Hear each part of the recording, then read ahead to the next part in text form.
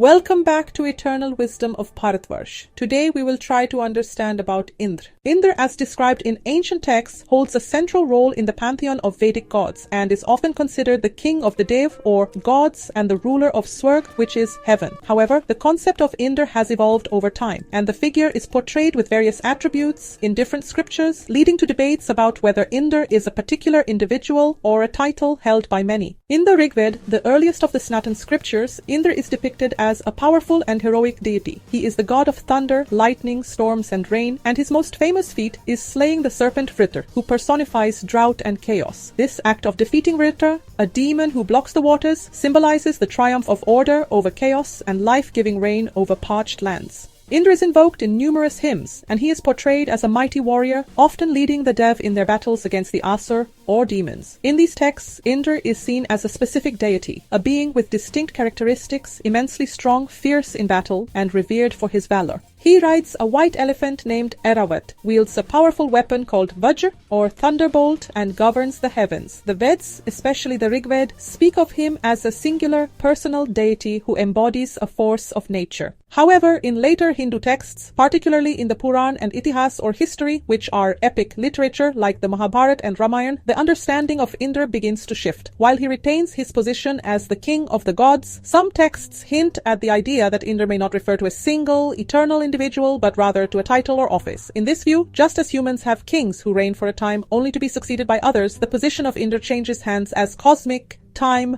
progresses. This is particularly evident in the concept of manvantras, which are epochs within the larger cycles of Sanatan cosmology. In each manvantar, there is a different Indra, meaning that several different individuals hold the title of Indra across different ages. This cyclical understanding of time reflects a broader Sanatan worldview where gods, like humans, are subject to the passage of time and change. Some Puranic texts even describe past and future Indras, indicating that the position of Indra is not exclusive to a single being, but rather part of a cosmic succession. In the Mahabharata and Ramayana, Indra's character becomes more complex and at times more human-like. He is depicted with flaws such as jealousy and insecurity, especially regarding his position of power. For instance, he fears being replaced by human kings who perform great sacrifices or achieve extraordinary power through austerities. In one story, Indra attempts to hinder King Trishanku's attempt to ascend to heaven in his mortal body, revealing his concern for maintaining the natural order and his own supremacy.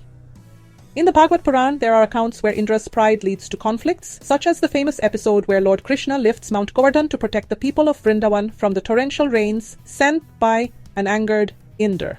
This story highlights both Indra's power and his vulnerability to ego, suggesting that even the king of gods is not immune to the same failings as mortals. These stories indicate that while Indra is a god, he's not portrayed as an all-powerful or infallible figure, further supporting the idea that Indra could be seen more as a role than a permanent individual. In some interpretations, the role of Indra can be compared to that of a cosmic bureaucrat. Just as there is a king for each kingdom on earth, there is an Indra for the heavens, and this role is filled by different beings over time. It is a prestigious but temporary position within the cosmic order, and those who hold it must abide by the duties and responsibilities of maintaining balance in the universe. This understanding aligns with the broader cyclical nature of Sanatan cosmology, where gods, demons, and humans all partake in a never-ending cycle of creation, preservation, and destruction. As time progresses through different yugas or epochs, different Indras come to power, much like how kings ascend and descend on earth.